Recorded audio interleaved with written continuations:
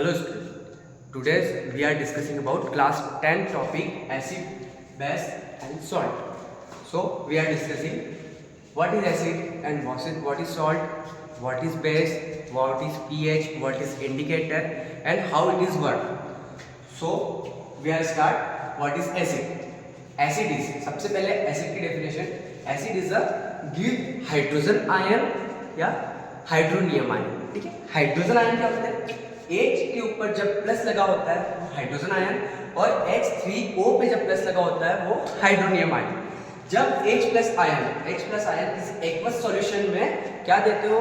Hydrogen ion देते हो. किसी सॉल्यूशन में जब H+ आयन प्रेजेंट हो या H3O+ प्रेजेंट हो तब वो एसिड कहलाता है. बेस क्या होता है? ऐसे सॉल्यूशन जिनके अंदर हाइड्रोक्सिल OH- आयंस प्रेजेंट हो वो बेस कहलाते हैं. ठीक है, तो हमें ये याद रखना है कि एसिड क्या होते हैं जिनके अंदर हाइड्रोजन आयन प्रेजेंट रहते हैं और ऐसे सॉल्यूशन जिनके अंदर हाइड्रोक्सिल आयन प्रेजेंट रहते हैं वो होते हैं बेस. तो हम इसे किस तरीके से आइडेंटिफाई करेंगे कि कौन सा सॉल्यूशन एसिड है और कौन सा सॉल्यूशन बेस है. सो जब हम इसे टेस्ट करते हैं तो जब हम किसी भी सॉल्यूशन या किसी सब्सटेंस का टेस्ट हमें सोर आता है मतलब खट्टा आता है तो हम समझते हैं कि अगर कोई भी सॉल्यूशन या सब्सटेंस खट्टा है, सोर है टेस्ट में, तो वो एसिड होगा. हम बेस को कैसे आइडेंटिफाई करेंगे? जब हम बेस को टेस्ट करते हैं तो हमें उसका टेस्ट थोड़ा कड़वा दिखता है, थोड़ा बीटर टेस्ट आता है उसका, तो हम उसे आइडेंटिफाई कर लेंगे कि ये बेस सॉल्यूशन है. ओके, आप लोगों ने देखा होगा जब हम कभी किसी साबुन या सोडे को कभी टेस्ट करके देखिएगा तो आपको लगेगा कि ये थोड़ा कड़वा है टेस्ट में, तो आप समझ जाओगे कि वो बेस है. जैसे कि हम कभी कोई फ्रूट्स खाते हैं, है ना, जैसे कि हम लेमन, ऑरेंज, कोई खट्टे फ्रूट खाते हैं तो हमें उसका खट्टा टेस्ट आता है, सॉर टेस्ट आता है, मतलब उसके अंदर एसिड प्रेजेंट है. हम आगे डिस्कस जरूर करेंगे कि ऑरेंज, लेमन, टार्टरिक, इमली, इनमें कौन कौन से एसिड प्रेजेंट रहते हैं. ये हम ब्रीफली 1 by 1 डिस्कस करेंगे आगे. ओके, हम आगे और किस तरीके से केमिकली लेबोरेटरी में पहचानने की कौन सा सॉल्यूशन एसिड है और कौन सा सॉल्यूशन बेस है. तो हमारे पास एक लिटमस पेपर होता है. लिटमस पेपर हमें कहाँ से मिलता है? लाइकेन के प्लांट से मिलता है. लाइकेन के प्लांट से हमें लिटमस की एक स्ट्रिप मिलती है जो कि रेड और ब्लू कलर की होती है. तो जब हम किसी लिटमस के स्ट्रिप को, लिटमस के पेपर को किसी सॉल्यूशन में डिप करेंगे और हम देखेंगे कि ब्लू लिटमस पेपर जब उस सॉल्यूशन में डालने पर रेड में कन्वर्ट हो जाए तो हम इससे क्या पता लगाएंगे कि हमें ये पता लगेगा कि वो सॉल्यूशन एसिड नेचर का है. तब या हम कभी रेड लिटमस पेपर को सॉल्यूशन में डिप करेंगे और वो अपना कलर चेंज होकर ब्लू में कन्वर्ट हो जाए तो हमें ये आइडेंटिफाई हो जाएगा कि वो सॉल्यूशन बेस नेचर का है.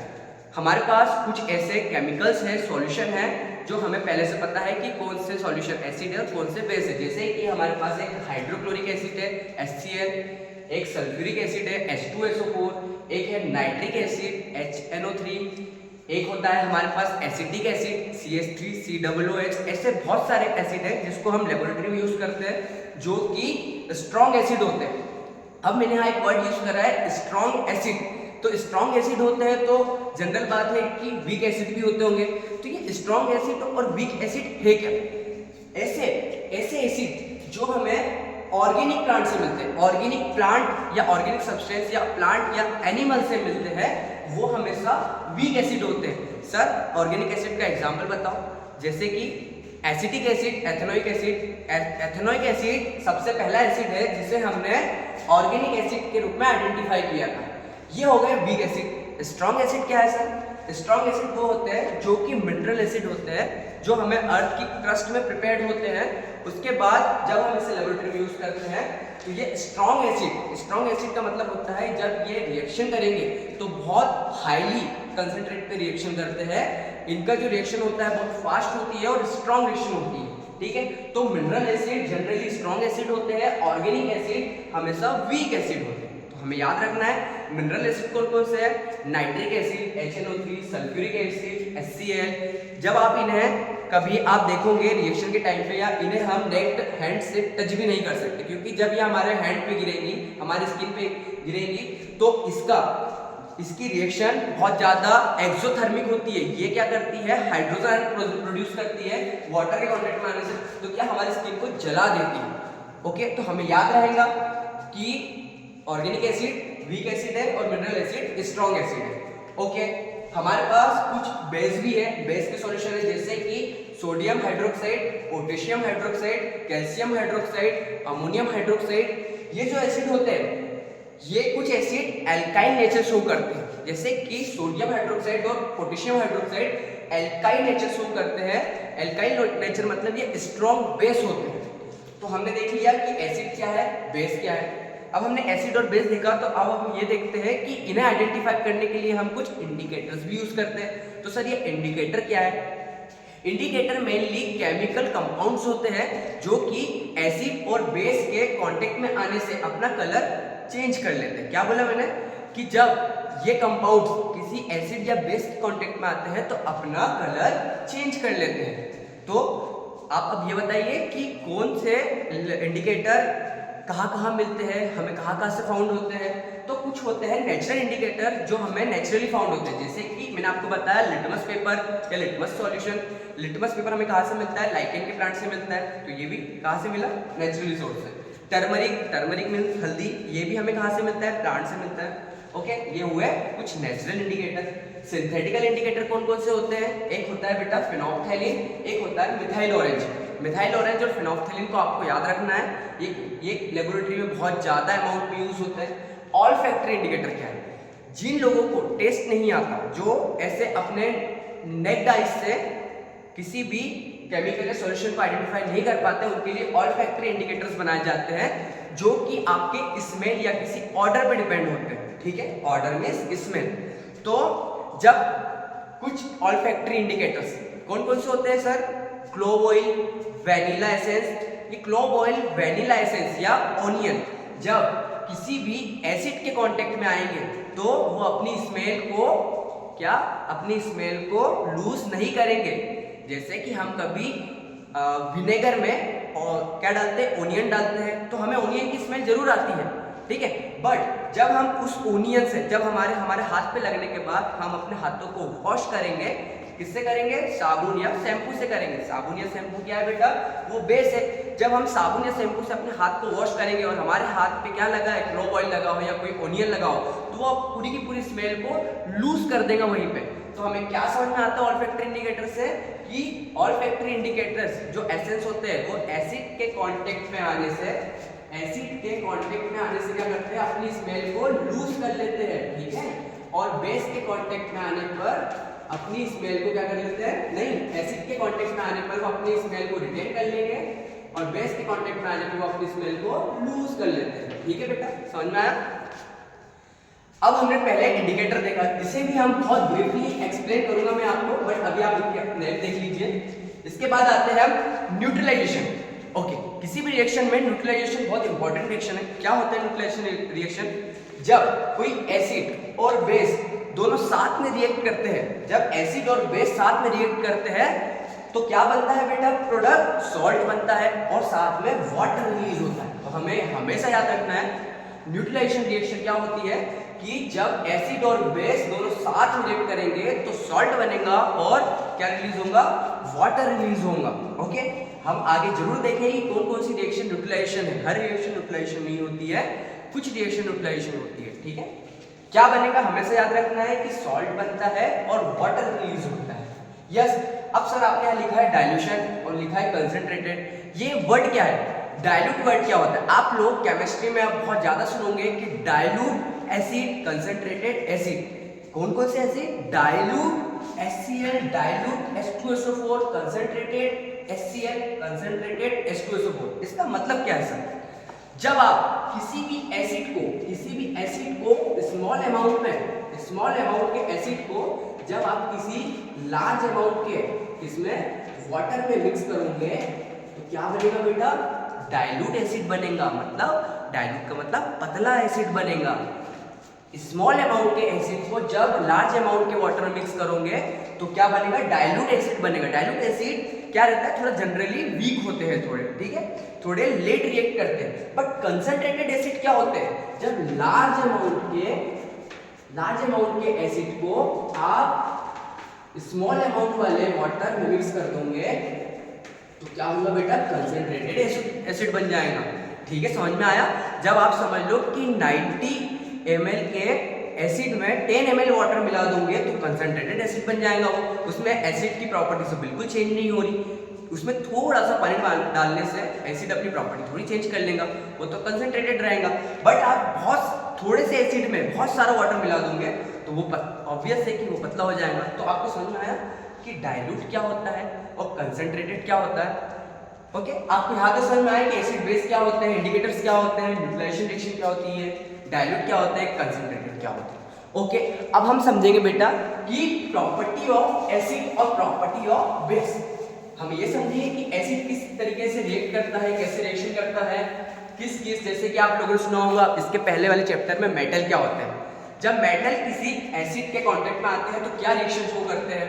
ठीक है, तो हम यहाँ लिखते हैं केमिकल प्रॉपर्टीज ऑफ एसिड। तो सबसे पहले हम देखते हैं बेटा कि acid react with metal. Okay, तो हम यहाँ एक मेटल लेते हैं, मेटल वही लेंगे, याद रखना मेटल वही लेंगे जिसकी रिएक्टिविटी ज्यादा है। हम आगे वाले चैप्टर्स में पढ़ेंगे कि मेटल्स की रिएक्टिविटी क्या होती है, कौन कौन से मेटल्स पार्टिसिपेट करते हैं रिएक्शन में। ओके, तो हम देखते हैं मेटल की रिएक्टिविटी देख रहे हैं हम एसिड के साथ। तो एसिड हम ले लेंगे सबसे पहले HCl। ओके, मेटल लिया हमने, कौन सा मेटल लेंगे बेटा, हम ले लेते हैं मेटल जिंक एक मेटल है, जिंक ले लिया हमने HCl के साथ रिएक्शन करवाई तो क्या बनेगा प्रोडक्ट बेटा, ZnCl2। अभी कैसे बना सर, हमने इस HCl को क्या किया, ब्रेक डाउन किया। H मतलब इसमें पॉजिटिव चार्ज रहता है, Cl पे नेगेटिव चार्ज रहता है। ठीक है, तो ये Zn कहाँ जाएगा, क्योंकि Zn पे प्लस चार्ज है, +2 चार्ज है, तो ये Zn+2 Cl के पास जाएगा और यहाँ पर एक प्रोडक्ट बनाएगा ZnCl2। ओके, और हाइड्रोजन गैस इवॉल्व हो जाएगी बेटा, याद रखना। जब भी कोई मेटल किसी एसिड के कांटेक्ट में आता है तो प्रोडक्ट बनता है, सॉल्ट बनता है और हाइड्रोजन गैस बाहर निकल जाती है। समझ में आया। उसके बाद एसिड, फिर से हम एसिड की रिएक्शन कराएंगे। अब किसके साथ कराएंगे हम एसिड की रिएक्शन, अब हम एसिड की रिएक्शन करवाएंगे कार्बोनेट के साथ, मेटल कार्बोनेट। ओके, अब आप बताओ, कोई फॉर्मूला बताओ मेटल कार्बोनेट का। मेटल कार्बोनेट का एक बेसिक फॉर्मूला है सोडियम कार्बोनेट, सुना ही होगा आपने, Na2CO3। ठीक है, Na2CO3 की रिएक्शन हम फिर से कराएंगे इसके साथ, HCl के साथ कराएंगे तो क्या बनेगा प्रोडक्ट बेटा, ये Na2 दोनों क्या हो जाएंगे, ब्रेकडाउन हो जाएंगे। यहाँ से H और Cl दोनों ब्रेकडाउन हो जाएंगे।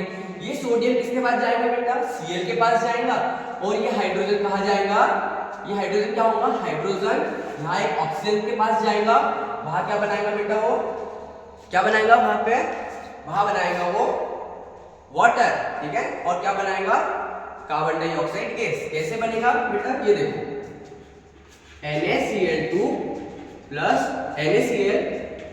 Carbon dioxide plus water.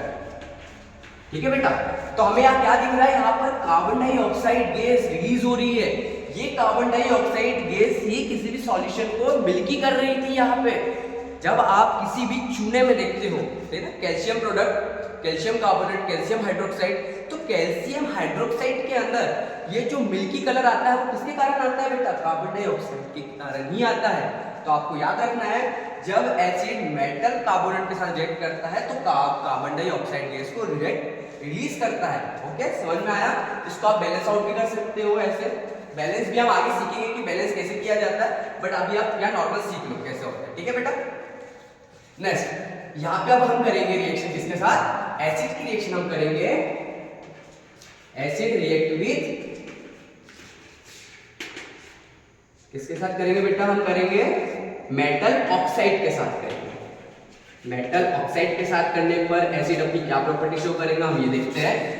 देखो हमने एक मेटल ऑक्साइड लेंगे, मेटल ऑक्साइड कौन सा लेंगे हम, जैसे कि क्यूप्रस सेकंड प्लस, ठीक है, कॉपर ऑक्साइड। ठीक है, क्योंकि कॉपर के ऊपर +2 होता है, ऑक्सीजन पे -2 होता है, तो रिएक्शन क्या बनता है, फॉर्मूला क्या बनता है, CuO। CuO की हम रिएक्शन के साथ कराएंगे बेटा, CuO की रिएक्शन करवाएंगे हम HCl के साथ। ठीक है, अब आपको ये देखना है बेटा, हम एसिड की रिएक्शन करवा रहे हैं किसके साथ, मेटल ऑक्साइड के साथ। तो यहाँ पे हमेशा ध्यान देने वाली बात है कि मेटल ऑक्साइड हमेशा कौन सी प्रॉपर्टी शो करते हैं, बेसिक प्रॉपर्टी शो करते हैं। आपको हमेशा ये चीज याद रखना है, जब भी कोई मेटल ऑक्साइड किसी एसिड के साथ रिएक्ट करेगा वहां पर वो अपनी बेसिक प्रॉपर्टी शो करेगा। तो आप यहाँ देखो, HCl क्या है, एक एसिड है, और क्यूप्रस ऑक्साइड क्या है, एक बेस है। जब एसिड और बेस दोनों साथ में मिलते हैं तो मैंने आपको क्या बताया था, एसिड और बेस जब दोनों साथ में मिलते हैं तो क्या बनता है, सॉल्ट बनता है, और क्या रिलीज होगी, वाटर रिलीज होगी। तो क्या बनेगा बेटा प्रोडक्ट, प्रोडक्ट बनेगा CuCl2, क्या बनेगा, क्यूप्रस क्लोराइड, ओके, और क्या बनेगा, वाटर रिलीज हो जाएगा। तो ये रिएक्शन क्या होगी बेटा, ये रिएक्शन कहलाएंगी आपकी न्यूट्रलाइजेशन रिएक्शन। समझ में आया, मैंने आपको क्या कहा था, कुछ रिएक्शन न्यूट्रलाइजेशन रिएक्शन होती है, कौन सी होती है, ये आप ये देख सकते हो। ओके, हमें यह पहचानना पड़ेगा कि कौन सा फॉर्मूला, कौन सा रिएक्शन यहाँ पर बेस और एसिड दो अलग अलग प्रॉपर्टी शो कर रहा है। समझ में आया आपको कि एसिड किस तरीके से अपनी प्रॉपर्टी शो करता है, किस तरीके से किसी मेटल के साथ रिएक्ट करता है ना। इसको और ब्रीफली एक्सप्लेन किया जा सकता है, बट अभी उतना टाइम नहीं है, आपको आगे नेक्स्ट क्लासों में बहुत ज्यादा एक्सप्लेन करेंगे कि किस तरीके से ये वर्क करते हैं और किस तरीके से इनके फॉर्मेशन होते हैं। ओके, अभी हमने देखा कि एसिड का रिएक्शन केमिकल प्रॉपर्टी देखी, अब हम देखेंगे chemical properties of base. Okay, chemical property of base. Yes, तो हम सबसे पहले बेस की रिएक्शन करवाएंगे। बेस रिएक्ट विथ, इसके साथ बेटा, बेस रिएक्ट विथ मेटल। ठीक है, तो क्या हम मेटल ही ले रहे हैं। तो किसी मेटल को, जैसे कि हमने एक मेटल ले लिया है जिंक, जो हमने अभी इसमें लिया था, एसिड वाले में लिया था, तो हमने एक मेटल ले लिया है जिसका नाम है जिंक। उसकी रिएक्शन हम किसके साथ कराएंगे। अब बेस कौन सा है बेटा, मैंने आपको बेस बताया था सोडियम हाइड्रोक्साइड। ये क्या होता है बेटा, स्ट्रॉन्ग बेस होता है, स्ट्रॉन्ग। ओके, जब हम जिंक की रिएक्शन करवाएंगे NaOH के साथ, तो कौन सा प्रोडक्ट बनेगा आपको पता है, प्रोडक्ट बनेगा बेटा सोडियम जिंकेट। क्या नाम है बेटा इसका, इसका नाम है सोडियम जिंकेट। आपको इसका नाम याद रखना है, सोडियम जिंकेट। और क्या रिलीज हुआ बेटा यहाँ पर रिलीज होता है फिर से H2। ओके सर, देखो बेटा बैलेंस कर लिया आपको कैसा है, Na1 है, यहाँ भी Na1 है, Zn एक है, यहाँ पर भी एक Zn है। ठीक है, यहाँ ऑक्सीजन कितने हैं, एक ऑक्सीजन है, यहाँ पर क्या है ZnO2, देखो यहाँ पे बन जाएगा 2, इसको बैलेंस आउट कर लेते हैं। ओके बेटा, 2 H आयन हो गए, यहाँ पे 2 ऑक्सीजन, 2 हाइड्रोजन हो गए, हाइड्रोजन गैस को बाहर कर। मेटल के साथ रिएक्शन करने पर भी क्या होगा, हाइड्रोजन गैस इवॉल्व, बाहर निकल जाएगी। यस, अभी हमने देखा एक सॉल्ट बना जिसका नाम है, क्या बना है, NaZnO2, इसका नाम है सोडियम जिंकेट। नेक्स्ट हम बेस की रिएक्शन किसके साथ करवाएंगे, नॉन मेटल के साथ। अब यहाँ पर थोड़ा सा अलग कॉन्सेप्ट है, विथ नॉन मेटल।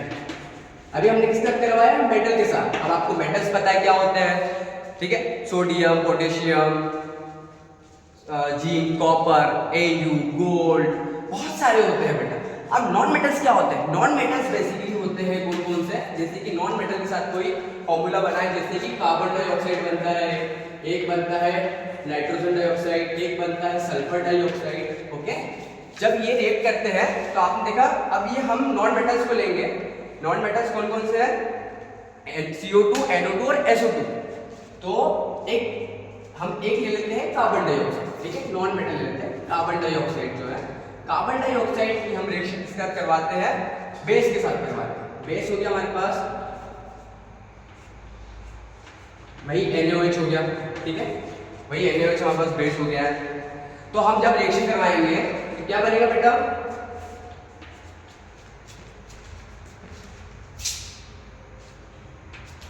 ठीक है। कार्बन डाइऑक्साइड की हम OH से रिएक्शन करेंगे, इसको हम ब्रेक डाउन करेंगे यहाँ पे।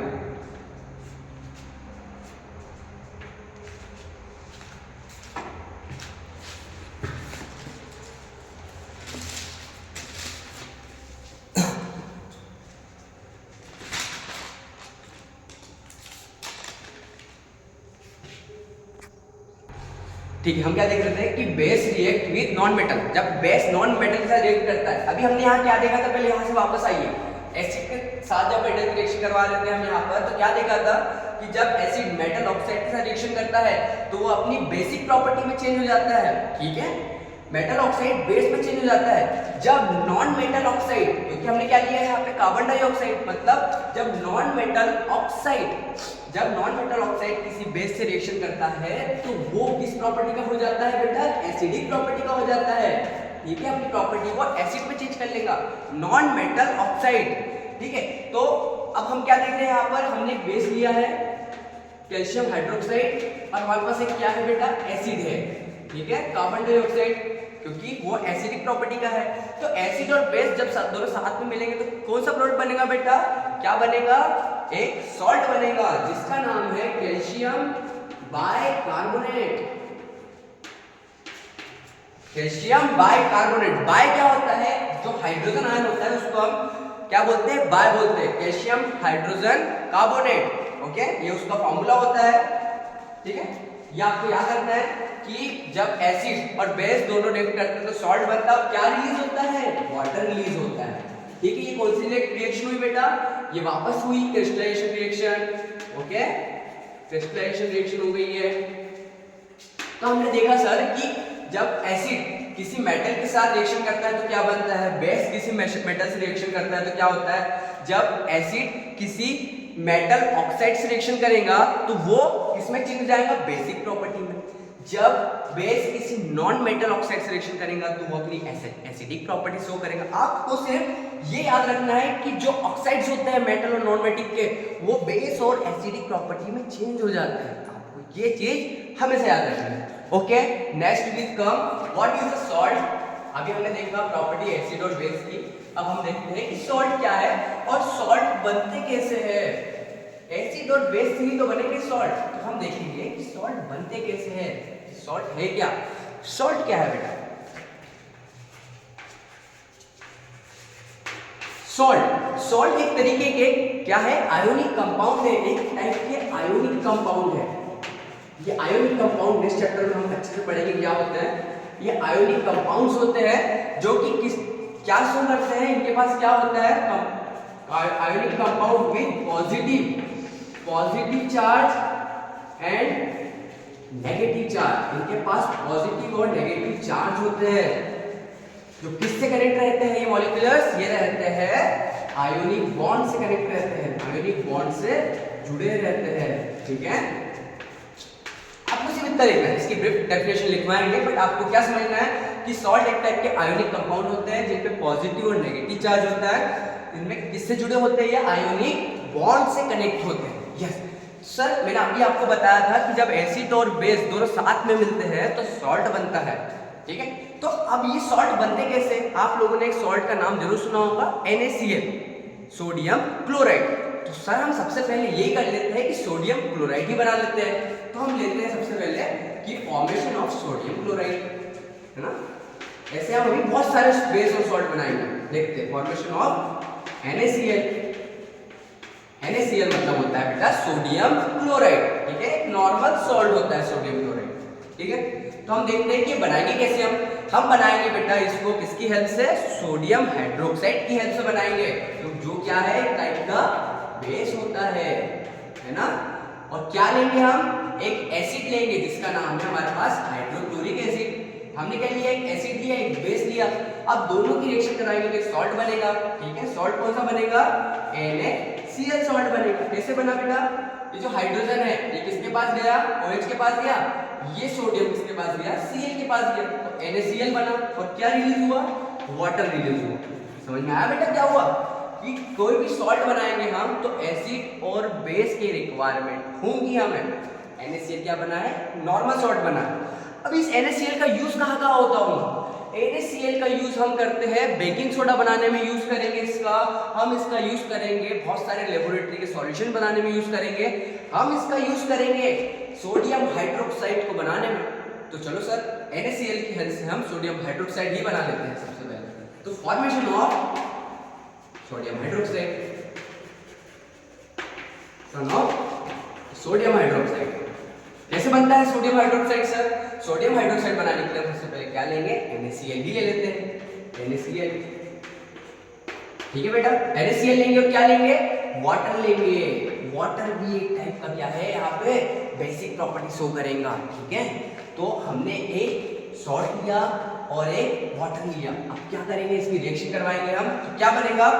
सोडियम हाइड्रोक्साइड बनेगा बेटा। ठीक है, सोडियम हाइड्रोक्साइड बनेगा। और क्या बनेगा?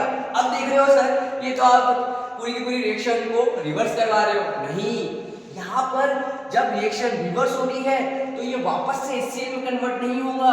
अब क्या हो रहा है? यहाँ पर मेन चीज है कि ये जो NaCl और H2 कनेक्ट हुए तो अब ये हाइड्रोजन गैस रिलीज हो जाएगी और क्या होगा बेटा? क्लोरीन गैस भी रिलीज हो जाएगी। NaCl क्या किस फॉर्म में रिलीज हो जाएगा? यहाँ पर हाइड्रोजन अलग रिलीज हो जाएगा और Cl2 अलग रिलीज हो जाएगा। तो हम तो बोल रहे थे कि हमारे पास सिर्फ 2 प्रोडक्ट बन रहे थे, बट हमारे पास बने हैं 3 प्रोडक्ट। एक बना है NaOH, एक बना है हाइड्रोजन गैस और एक बना है क्लोरीन गैस। जब 3 प्रोडक्ट यहाँ बन गए तो इस प्रोसेस का नाम क्या है बेटा? इस प्रोसेस का नाम बहुत इंपॉर्टेंट है, जिसका नाम होता है chlor alkyl process. Chlor alkyl alkali process. ये आपको याद रखना है, ये प्रोसेस क्या है, क्लोर एल्काइल प्रोसेस क्या होती है।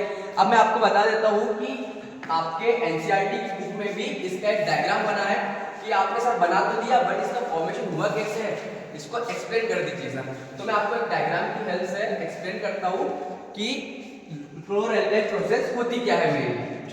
ठीक है, तो ये कुछ इस टाइप की प्रोसेस होती है बेटा। इसका डायग्राम ऐसा है, मैं आपको बताता हूँ। बहुत सिंपल डायग्राम है, आपको समझना है क्या होता है और क्या नहीं होता है। ये जो दो मैं बना रहा हूँ रोड्स, ये क्या होती है? एक रोड होती है कैथोड की, ठीक है, एक होती है एनोड की रोड होती है, एनोड। ओके बेटा,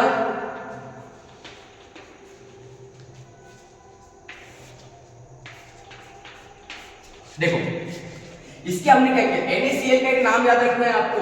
ये जो NaCl बन रहा है, NaCl, ठीक है, ये NaCl क्या है बेटा? एक ब्राइन सॉल्यूशन है, ब्राइन। आपको इसका वर्ड याद रखना है, ब्राइन सॉल्यूशन है। जब हमने क्या यूज किया? Brine solution NaCl। जब NaCl को हम क्या करेंगे? इस ड्रम में पास आउट करेंगे, ब्राइन सॉल्यूशन को पास आउट करेंगे और क्या होगा? पहले से इसके अंदर क्या प्रेजेंट है? पहले से इसके अंदर वाटर प्रेजेंट है। ठीक है, ये कैथोड है, ये एनोड की रोड है। जब हमने इसमें NaCl पास आउट किया तो इलेक्ट्रोलिसिस प्रोसेस हुई। इलेक्ट्रोलिसिस प्रोसेस में क्या होता है? इलेक्ट्रॉन्स, मतलब ये अपने इलेक्ट्रॉन्स इस सॉल्यूशन में छोड़ेंगे और इलेक्ट्रिसिटी कंडक्ट होंगी यहाँ पर। तो क्या होगा? यहाँ पर सबसे पहले ये अपने इलेक्ट्रॉन छोड़ेगा, ये अपने इलेक्ट्रॉन छोड़ेगा। यहाँ पे क्या होगा? वाटर ऐसे टूट जाएगा। ठीक है बेटा, ये देखना है। सोडियम ऐसे ब्रेक डाउन होगा, ठीक है, Cl ऐसे होगा, Cl ऐसे रिलीज होगा और क्या रिलीज होगा बेटा? और होगा Cl हो गया, Na हो गया यहाँ पे, और क्या हाइड्रोजन गैस होगी? सोडियम होगा, क्लोराइड होगा और H2 हो जाएगा। अब ये निकलेंगे कैसे बेटा? ये जो ऊपर मैंने 2 बॉल बनाया है, ये देखो, एक में से Cl2 गैस निकलेगी बाहर, एक में निकलेगा हाइड्रोजन गैस पास आउट होगी और यहाँ पर क्या निकलेगा पास आउट बेटा? NaOH। तो हमने क्या बनाया था? NaOH का फॉर्मेशन किया। तो समझ में आया किस तरीके से फॉर्मेशन हुआ है।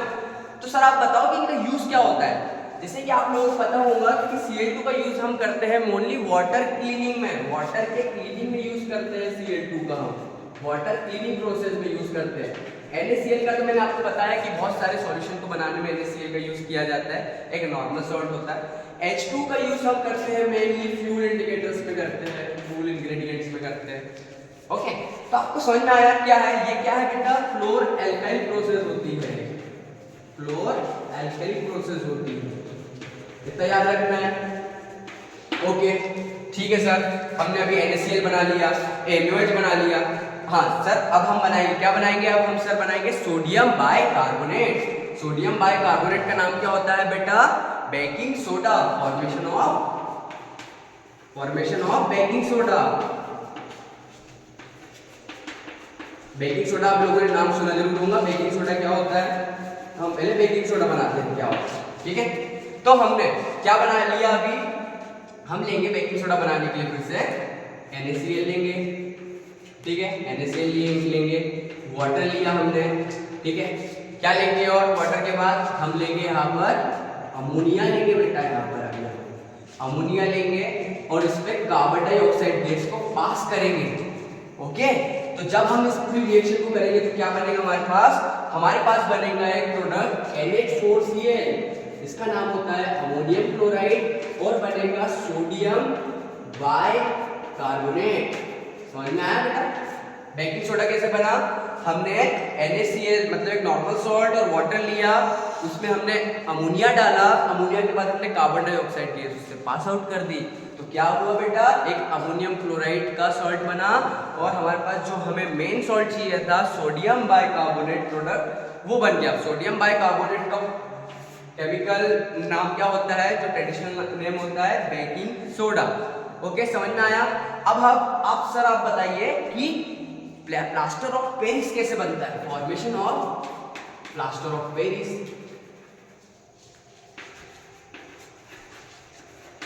जिसको मैं शॉर्ट फॉर्म में लिख दो बेटा POP, ओके।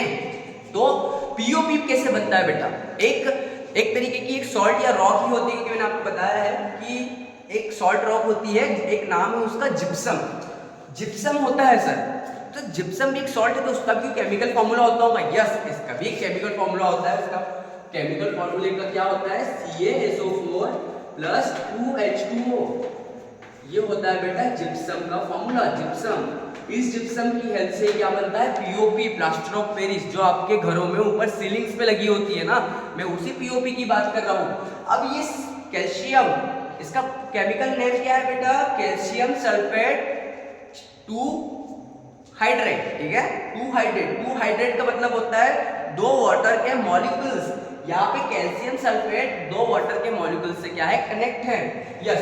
अब हम क्या करेंगे POP के लिए, इस कैल्शियम सल्फेट 2 हाइड्रेट को क्या करेंगे, थोड़ा सा क्या कर देंगे, हीट दे देंगे, गर्म करेंगे। जब हम इसे हीट देंगे तो क्या होगा, ये जो 2 वाटर के मॉलिक्यूल्स है, इसमें 1.5 वाटर के मॉलिक्यूल्स ब्रेक डाउन हो जाएंगे और रिलीज हो जाएंगे, और क्या बचेगा बेटा, कैल्शियम सल्फेट और हाफ H2O और वाटर का मॉलिक्यूल रिलीज हो जाएगा, कितने, 1/2 वाटर के मॉलिक्यूल्स रिलीज हो जाएंगे। तो ये जो मैंने बनाया है, इसका नाम क्या है, calcium sulphate hemihydrate. Half H2O का मतलब होता है बेटा हेमी हाइड्रेट। तो आपने क्या समझा कि किसी भी सॉल्ट से किसी भी प्रोडक्ट को बनाया जा सकता है। तो आपने देखा NaCl बनाने के लिए हमने क्या लिया था, एक सॉल्ट और एक एसिड लिया, ठीक है। तो हमने NaCl बना, NaCl का नाम क्या होता है बेटा, ब्राइन सॉल्यूशन होता है। फिर हमने इसी NaCl के सॉल्यूशन से क्या बना दिया, सोडियम हाइड्रोक्साइड बना दिया, एक टाइप का बेस बना दिया। तो हमने जब बेस बनाया तो हमारे पास क्लोरीन गैस भी निकल के आई, हाइड्रोजन गैस भी निकल के आई। किस प्रोसेस के थ्रू बना है ये बना है क्लोर एल्काइल प्रोसेस के थ्रू बना है। इसके बाद हमने बेकिंग सोडा बना दिया। बेकिंग सोडा बनाने के लिए उसके बाद हमने क्या करा, POP बना दिया, प्लास्टर ऑफ पेरिस।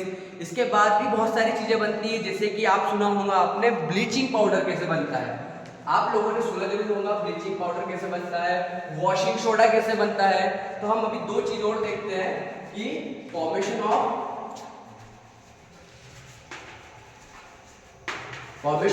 ब्लीचिंग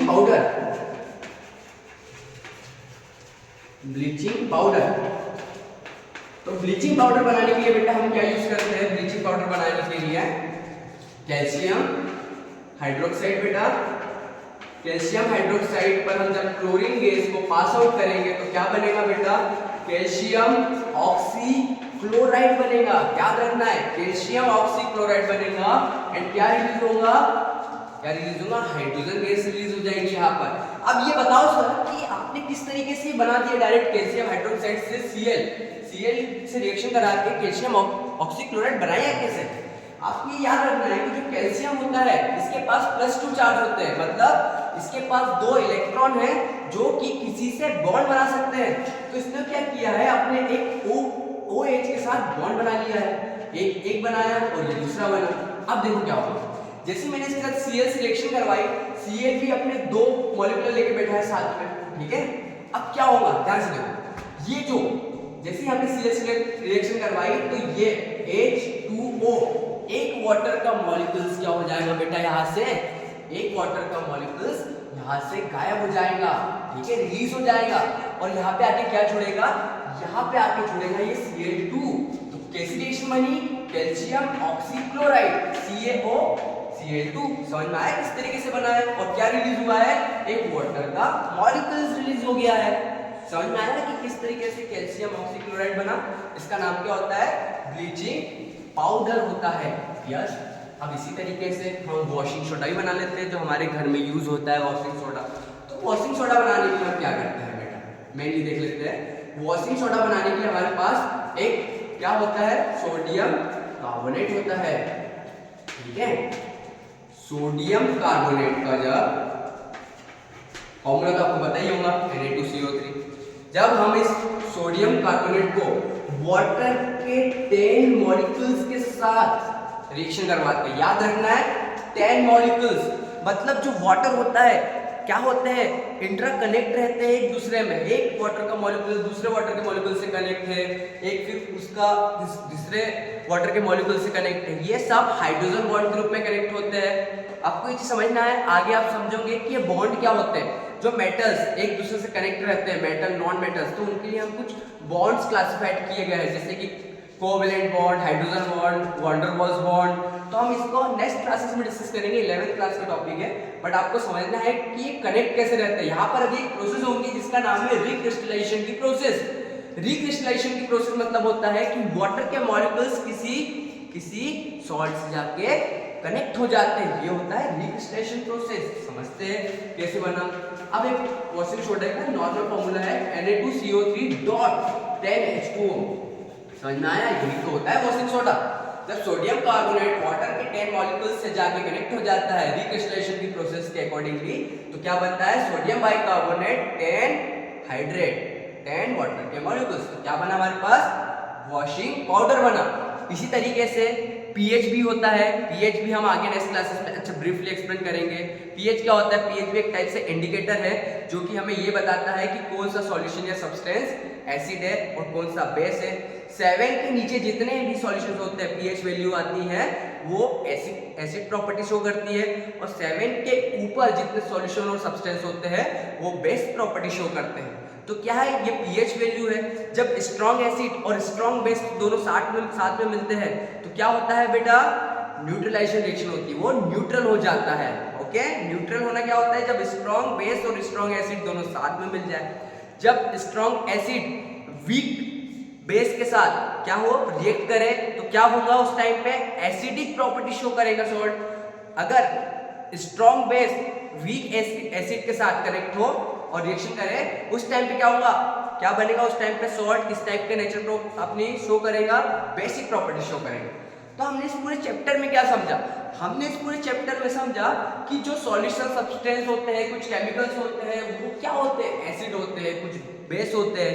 ये एसिड बेस मिलके क्या बनाते हैं बेटा, सॉल्ट बनाते हैं। तो हमारी पूरी केमिस्ट्री में सबसे मेन चैप्टर जो है, तो मैं कहना चाहूंगा कि ये एसिड बेस एंड सॉल्ट ही है, क्योंकि यहाँ पे आपको आइडेंटिफाई करना पड़ेगा कि क्या है, कौन से सॉल्यूशन की बात हो रही है, हम कौन सी केमिस्ट्री की बात कर रहे हैं।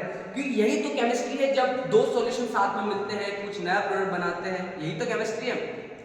तो आपको 10th क्लास में ये सब चीजों के बेसिक कॉन्सेप्ट को अपने दिमाग में डालने पड़ेंगे कि आप जैसे 11th 12th क्लास में जाएंगे तो आपको ये चीज पूरी क्लियर रहे आपके माइंड में कि एसिड क्या है, बेस क्या है, ये जो एलिमेंट्स होते हैं किस तरीके से वर्क करते हैं। आपको इसको बहुत ब्रीफली समझ में आएगा तभी जब आपके बेसिक कॉन्सेप्ट क्लियर होंगे।